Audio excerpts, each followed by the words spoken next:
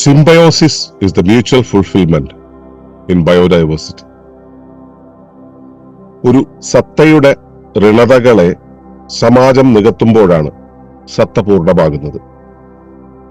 ജൈവ വൈവിധ്യവും അതുതന്നെ. ഇത് കഴിഞ്ഞൊരു ദിവസം വർഗീസേട്ടൻ പറഞ്ഞതാണ്.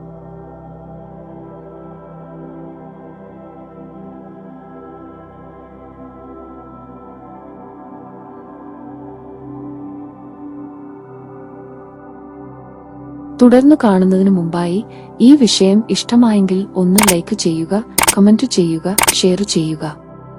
നിങ്ങൾ പ്രകൃതിയെ ഇഷ്ടപ്പെടുന്നുവെങ്കിൽ ഈ ചാനൽ സബ്സ്ക്രൈബ് ചെയ്യുക.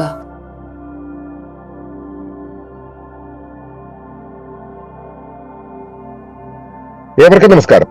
ശുഭകരമാകട്ടെ, ദിനം സന്തോഷകരമാവട്ടെ, സൗഖ്യകരമാകട്ടെ, അനുഭവങ്ങളും അനുഭൂതികളും നമ്മെ ഏവരെയും നയിക്കുവാനാകട്ടെ. പ്രകൃതിയിലെ ഓരോ സത്തയും അതിന്റെ പൂർണ്ണതയിൽ തന്നെയാണ് ഉരുവാക്കപ്പെടുന്നത്.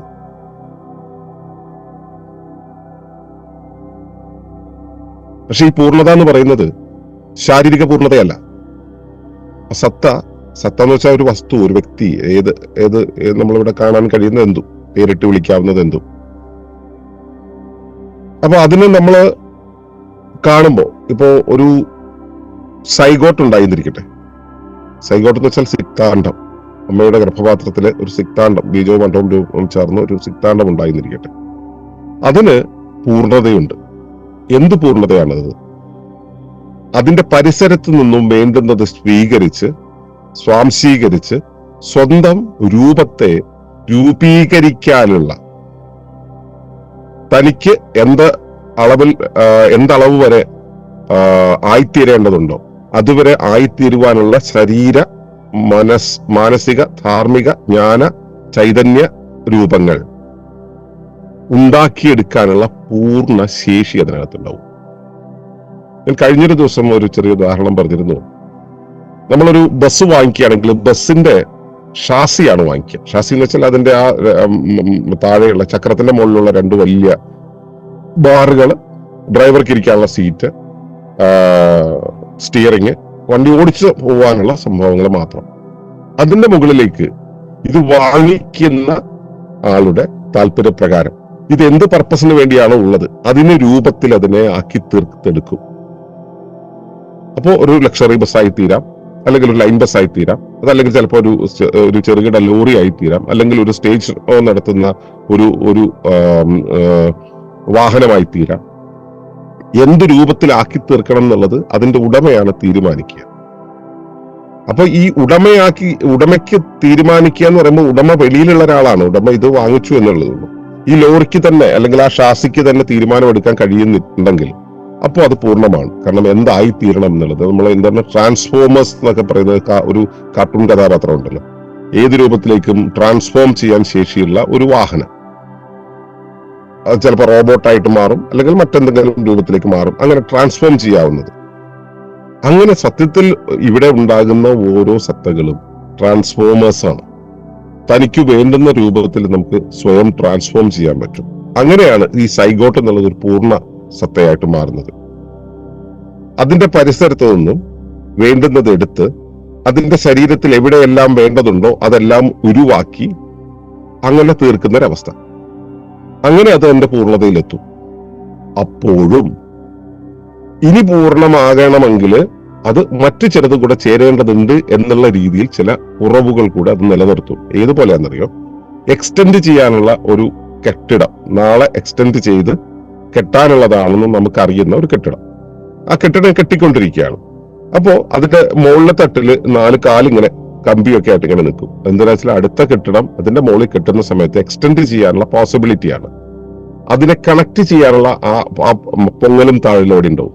ഒരു കെട്ടിടം ഇനി അപ്പുറത്ത് 2 മുറികൂടെ എടുക്കാനുണ്ടെന്ന് നമ്മൾ നേരത്തെ അറിഞ്ഞിട്ട് ചെയ്യുകയാണെങ്കിൽ ഇപ്പൊ കെട്ടുന്ന കെട്ടിടത്തിന്റെ കുറച്ച് ഇഷ്ടികൾ പൊങ്ങിയും കുറച്ച് ഇഷ്ടികൾ താണും ഒക്കെ വെക്കുന്ന ആ ഗ്രിപ്പ് കണക്ട് ചെയ്യാനുള്ള ആ ഒരു ഗ്രിപ്പ് അവിടെ കൊടുത്തുകൊണ്ടായിരിക്കും കെട്ടിടം പണിയുക.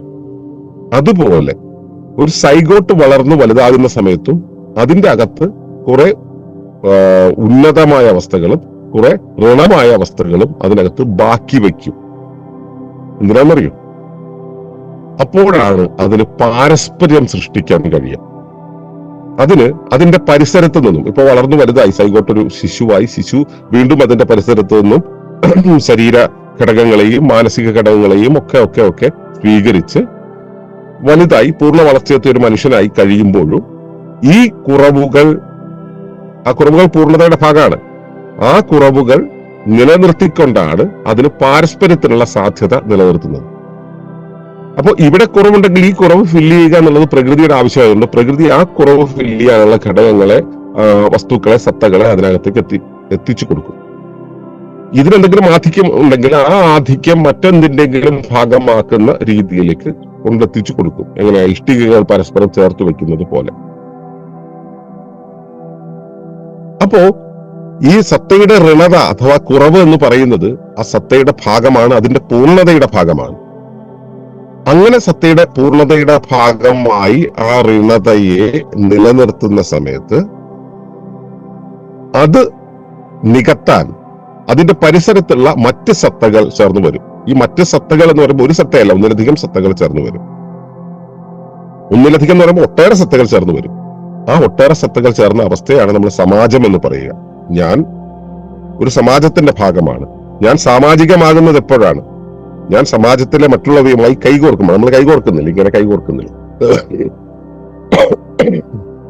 അതുപോലെ കൈകോർത്ത് നിൽക്കുമ്പോഴാണ്.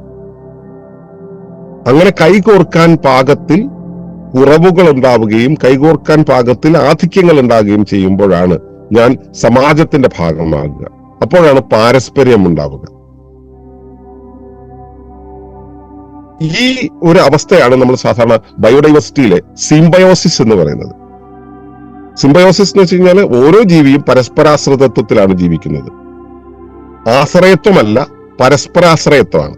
പരസ്പരം ആശ്രയിക്കുന്നു, അതുവഴി അത് ബലവത്തായി നിൽക്കുന്നു. നമ്മൾ ഈ കുട കണ്ടിട്ടില്ല. കുടയുടെ ഓരോ കമ്പിക്കും വലിയ ബലമൊന്നുമില്ല. എല്ലാ കമ്പികളും അതിന്റെ തുണിശീലയും തുണിയും ഒക്കെ കൂടെ ചേർന്ന് ഇങ്ങനെ ഒരു പ്രത്യേക രൂപത്തിലാകുമ്പോൾ ആ കുടയ്ക്കൊരു ബലം വരും. നമ്മൾ വീട് കെട്ടുന്ന സമയത്ത്, ഇപ്പൊ ഞാനിരിക്കുന്ന ഈ ഓലക്കുടലിന്റെ കാര്യത്തില് അതിലെ ഓരോ മുളയ്ക്കും ചെറിയ ചെറിയ ബലമേ ഉള്ളൂ. ഈ മുളകളെല്ലാം കൂടെ ചേർത്ത് കെട്ടി ഒരു പ്രത്യേക രീതിയിലാകുമ്പോൾ അതിനൊരു വല്ലാത്ത ഉറപ്പ് വരും. അതുപോലെ നമ്മൾ ഒറ്റയ്ക്ക് എടുക്കുന്ന സമയത്ത് നമുക്കെല്ലാം തന്നെ നമ്മളെ വ്യക്തിപരതയുടെ ലോകത്ത് നിന്നാണ് അത് കാണുന്നതെന്ന് കൊണ്ട് ആലോചിക്കണം. ഞാൻ ഒറ്റയ്ക്ക് നിൽക്കുന്ന സമയത്ത് ഞാൻ ബലഹീനനാണ്. അതേസമയം നമ്മൾ സാമാജികമായി ഒരുമിച്ച് നിൽക്കുന്ന സമയത്ത് നമ്മളെല്ലാവരും തമ്മിലുള്ള പാരസ്പര്യത്തിൽ ഇത് വളരെ ശക്തിമത്തായ ഒന്നായിത്തീരും. ആ സമയത്ത് അതിന്റെ ഭാഗമായിരിക്കുമ്പോൾ ഞാൻ ഒരിക്കലും ബലഹീനമല്ല, ഞാൻ വളരെ ദൃഢകാരമുള്ള ഒരു അവസ്ഥയിലായിരിക്കും. ഇതിനെയാണ് നമ്മൾ ജൈവ വൈവിധ്യം എന്നുള്ള പേരിട്ടിട്ട്, ആ ഓമന പേരിട്ട് വിളിക്കുന്നത്. ജൈവ വൈവിധ്യം എന്ന് പറയുമ്പോൾ പലപ്പോഴും നമ്മൾ വിചാരിക്കുന്നത് വെച്ചാൽ സമൂഹത്തിൽ അതുണ്ട്, മറ്റേതുണ്ട്, മറിച്ചതുണ്ട്, ഇതെല്ലാ സംഭവങ്ങളും ഉണ്ട് എന്നുള്ളതാണ്. ആ ഉണ്ട് എന്നുള്ളതിനേക്കാളും കഴിഞ്ഞ ദിവസം ഞാൻ എന്റെ മോളെന്ന് വെച്ചാൽ അനിയന്റെ മോളോട് പറഞ്ഞതുപോലെ ഈ പ്രപഞ്ചത്തിൽ എന്തൊക്കെ ഉണ്ട് എന്നുള്ളതല്ല വിഷയം, അവ തമ്മിൽ എങ്ങനെ ബന്ധപ്പെട്ടിരിക്കുന്നു എന്നുള്ളതാണ്. അവ തമ്മിലുള്ള പാരസ്പര്യം എങ്ങനെ നിലനിൽക്കുന്നു എന്നുള്ളതാണ്. ആ പാരസ്പര്യം കൂടെ ചേരുമ്പോഴാണ് ആ വൈവിധ്യം പൂർണ്ണമാകുക. ആ ജൈവ വൈവിധ്യം പൂർണ്ണമാകുന്നത് സിംബയോസിസിലൂടെയാണ്. നമ്മുടെ ജീവിതവും അപരനില്ലാതെ പൂർണ്ണമാകില്ല. പരനെ നമ്മൾ കൃത്യമായിട്ട് അങ്ങനെ വേറൊന്ന് എന്നുള്ളൊരവസ്ഥയില്ല. അവൻ ഞാൻ തന്നെയാണെന്നുള്ളൊരവസ്ഥയുണ്ട്. അപരൻ എന്നുള്ളതും കൂടെ ചേർത്തുകൊണ്ടാണ് ഞാൻ പൂർണ്ണമാകുന്നത്. ആ പൂർണ്ണതയിലാണ് നമുക്ക് നിലകൊള്ളേണ്ടത്. ഈ പൂർണ്ണതയാണ് നമ്മൾ സുസ്ഥിര ജീവന സമൂഹത്തിൽ സൃഷ്ടിക്കുന്നത്. മനുഷ്യരും തമ്മിൽ ഒരുമിച്ച് ജീവിക്കുന്ന, മനുഷ്യരും ജീവജാലങ്ങളും ഒരുമിച്ച് ജീവിക്കുന്ന ആ പാരസ്പര്യത്തിലാകുന്ന ആ ഉറപ്പ്, സുസ്ഥിരതയുടെ ഉറപ്പ്, സുരക്ഷയുടെ ഉറപ്പ്, അറിവിന്റെ ഉറപ്പ്, ആരോഗ്യത്തിന്റെ ഉറപ്പ്, സമാധാനത്തിന്റെ, സന്തോഷത്തിന്റെ ഉറപ്പ്, ആ ഉറപ്പിലേക്കാണ് നമ്മൾ യാത്ര ചെയ്യേണ്ടത്. അപ്പോ മനസ്സിലാക്കുക, ജൈവ വൈവിധ്യം എന്ന് പറയുന്നത് കുറേയേറെ വസ്തുക്കൾ ഒരിടത്തുണ്ടാകുന്നു എന്നുള്ളതല്ല, അതും വേണം ഇതും വേണം എന്നുള്ളതെല്ലാം കൂടെ ഒരുമിച്ച് ചേർക്കുന്നതല്ല. ഇവയെല്ലാം തമ്മിൽ ശരിയായ വിധം പരസ്പരം ചേർന്നിണങ്ങി ഒറ്റ സത്തയായി മാറുന്നതാണ്. ഈ ഓർമ്മ സുസ്ഥിര ജൈവ സമൂഹത്തിലെ ഓരോരുത്തർക്കും ഉണ്ടായിരിക്കട്ടെ എന്ന് പ്രാർത്ഥിക്കുന്നു. നന്ദി, നമസ്കാരം.